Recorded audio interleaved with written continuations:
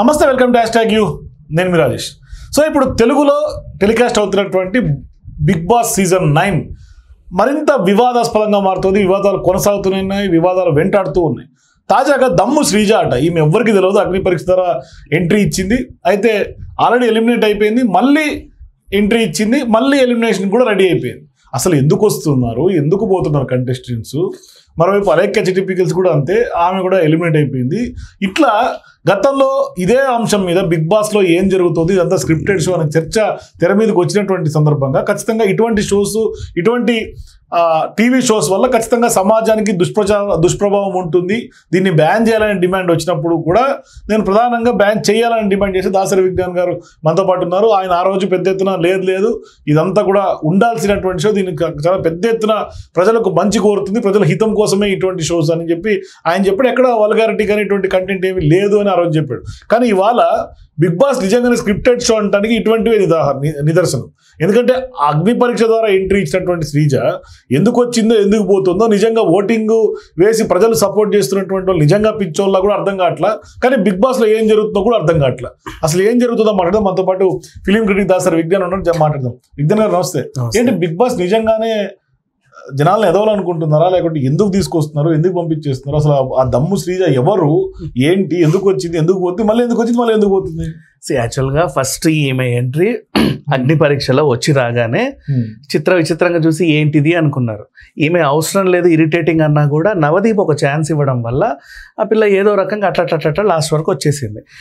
అలా హౌస్లో కూడా ఎంట్రీ ఇచ్చింది. ఫస్ట్ 2 వీక్స్ ఈమెను చూసి ఈమె వేస్ట్, అసలు పంపించేయండి అన్నారు.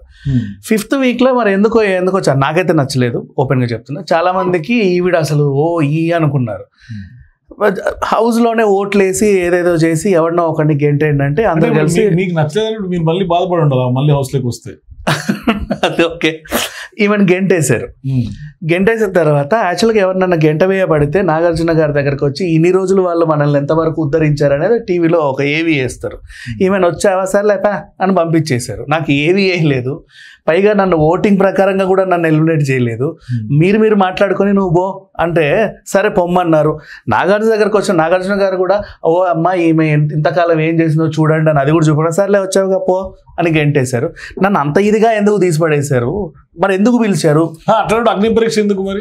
అదే పార్టిసిపెంట్స్ ఈ విధంగా చేసి మళ్ళీ నేను మీకోసం ఎంత సాక్రిఫైస్ చేశాను అంటే బిగ్ బాస్ కోసం నేను జాబ్ వదిలేసా, మీరు అగ్ని పరీక్షలో టాటూ వేసుకోమంటే టాటూ వేసుకున్నా. నేను మీకోసం ఇంత సాక్రిఫైస్ చేసినప్పుడు మీరు నన్ను ఇట్లా తీసి అట్లా పడేస్తారా అని అనగానే ఇక అందరు కూడా మాజీ కంటెస్టెంట్లు వాళ్ళు వీళ్ళు శ్రీజ మళ్ళీ రావాలి అన్నారు. సరే వచ్చేసింది మళ్ళీ ఏదో రకంగా. వచ్చిన తర్వాత ఇప్పుడేమైందంటే మళ్ళీ టాస్కులు పెట్టడం వల్ల నిన్న అదేంటిది రౌండ్వి కోటలా కట్టాలి ఆ రౌండ్లో, ఆ బాక్సెస్లో. మిగతా వాళ్ళు వచ్చి దాన్ని డిస్టర్బ్ చేయొచ్చు. ఇక్కడ కోట కట్టారు, కాకపోతే బాక్స్ నుంచి అది బయటకు జరిగింది. ఇంకో దగ్గర ఏమో బాక్స్లో కోట లేదు కానీ కనీసం ఒక రింగ్ ఉండింది. అదేమో 70% 80% రింగ్ లోపలికి వచ్చింది. ఇది కొంచెం 10% ఉంది. నువ్వు దాన్ని కన్సిడర్ చేస్తే దీన్ని కన్సిడర్ చేయాలని, వీళ్ళు దీన్ని కన్సిడర్ చేస్తే దాన్ని చేయాలని చెప్పి సుమన్ శెట్టి అండ్ ఆర్మీ అబ్బాయి ఇద్దరు కలిసి కొట్లాడుకొని ఒక నిర్ణయానికి రాలేక దేవుడికి వదిలేస్తే తర్వాత బిగ్ బాస్ ఇనిషియేట్ తీసుకొని మీరు ఏదేదో చేసుకోండి అన్నారు. లాస్ట్కి ఒక టాస్క్లో భరణికి నొప్పి తగిలి హాస్పిటల్కి వెళ్ళి రావడం, ఆయన టాస్క్ని ఇంకెవరు ఆడడం, ఇట్లా డిఫరెంట్ పరిణామాల తర్వాత లాస్ట్ ఎడ్జ్కి వస్తే మళ్ళీ శ్రీజ ఓడిపోయింది. సో ఇప్పుడు ఈమెను మళ్ళీ పంపాల్సి వస్తుంది. మరి ఎందుకు తెస్తున్నారు, ఎందుకు పంపిస్తున్నారు? టాస్క్ ఓడిపోయింది కదా. టాస్క్ ఓడిపోయినప్పుడు మరి వెళ్ళాలి.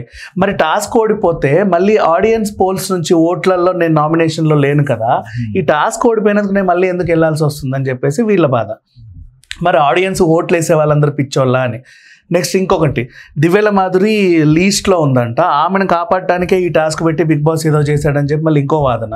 ఏదేమైనా కానీ ఇప్పుడు బిగ్ బాస్లోకి దివ్య మాధురి ఎంట్రీ కూడా అటువంటి ఎంట్రీని అంతా కూడా కావాలని కల్పించిందే. పెద్ద ఎత్తున నగదు ముట్టు చెప్పుకుంటారు జరుగుతుంది. ప్రైజ్ మనీ 50 లక్షలు, ₹1 కోటి ఇచ్చి ఎవడు వెళ్తాడు? నెక్స్ట్ ఇంకొకటి, ఈమె పక్క బిజినెస్ ఉమెన్.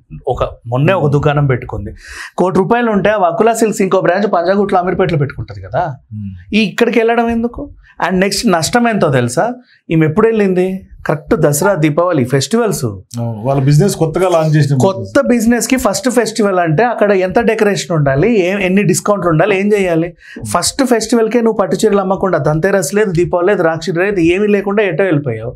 మరి అటు నష్టమే ఇటు నష్టం. మళ్ళీ ₹1,00,00,000 ఇచ్చింది అంటుంది, తప్పు. యాక్చువల్గా చెప్పాలంటే రెమ్యునరేషన్ ఇచ్చే పిలుచుకున్నారు, వీళ్ళ దగ్గర టీఆర్పీ వస్తుందని పిలుచుకున్నారు. ఆవిడ రాగానే టీఆర్పీ కూడా లేసిందిగా. సరే వాట్ ఎవర్. ఈఎంఐ ఎలిమినేషన్ అయితే ఫేరే ఈసారి ఇన్ కేసు ఒకవేళ బయటికి వెళ్తే. బట్ ఓటింగ్ ద్వారా తీసుకొస్తే ఎవరు ఎలిమినేట్ అవుతారు అనేది చూడాలి. లీస్ట్లో 2-3 పేర్లు ఉన్నాయి, అందరు ఫ్లక్చువేట్ అవుతున్నారు, ఒకసారి అబ్బాయి, ఒకసారి ఇతను, ఒకసారి అతను అని. But fine. ఈ అమ్మాయి అయితే ఇరిటేటింగ్ క్యారెక్టరే. అంటే ఇరిటేటింగ్ అంటే ఏంటి, మీకు ఏం నచ్చలేదు దాంట్లో? రీజన్ చెప్తా చూడు. ఇప్పుడు మాకు గొడవ అయిందండి, ఆ డిబేట్ని సాఫీగా గెలవాలా. నువ్వు దాన్ని ఎట్లంటే ఏదో తీరు తీసుకెళ్ళి ఆ పాయింట్ని దాన్ని పెంచి సాగతీసి చించుకొట్టి అవతలోడికి చిరాకు వచ్చేలా చేసి నీ నుంచి ఇక ఈమెతో నీకు దండము, నీతో నేను కొట్లాడలేను అనిపించి గెలవాలి. ఆ గెలవడం వేరు, నువ్వు point to point direct effect ఇచ్చి మాట్లాడలేని స్థితికి తీసుకురావడం వేరు. అక్కడ ఈమె మానసిక కుంగదీసేటట్టుగా చేస్తుంది. అట్లనేం లేదు, ఈమె ఒకటే వచ్చింది, గొడవ పెట్టుకొని గొడవలో గెలవాలి. అది ఏ గొడవైనా సరే నేను రెడీ. అట్లా అన్ని అంశాల మీద గొడవలకు వెళ్తుంది. ఇప్పుడు అదే గొడవలే శాపమైనవి ఇప్పుడు. అంతే. ఇప్పుడు దివ్యమాధుర్నితో వెళ్ళింది, ఫస్ట్ ఆమెతో గొడవ పెట్టుకుంది, తర్వాత ఇంకొకరితో అంటే అరవడమే మెయిన్ కాన్సెప్ట్కి వచ్చింది. ఈ అరవడాన్ని ఫస్ట్లో సరే నీది అన్యాయమైన ఎలిమినేషన్ అని అర్థం చేసుకొని నేను మళ్ళీ పంపారు జనాలు కొట్లాడి. మరి ఇప్పుడైనా సరే దాన్ని నిలబెట్టుకోవాలి కదా అంటే ఇప్పుడు నిలబెట్టుకోవాలి. అదే. Thank you Vijendra. సో మొత్తం మీద బిగ్ బాస్లో అయితే మాత్రం వివాదాలు కొనసాగుతున్నాయి. సో చూద్దాం మరి దమ్ము శ్రీజ బయటికి వెళ్ళిన తర్వాత మరి ఇంకా ఏం కాంట్రవర్సీ తెర మీదకి వస్తే వెయిట్ చేస్తుందాం. మీరు కూడా మీ అభిప్రాయాల కింద కామెంట్స్ తెలియజేయండి. For more videos please watch #.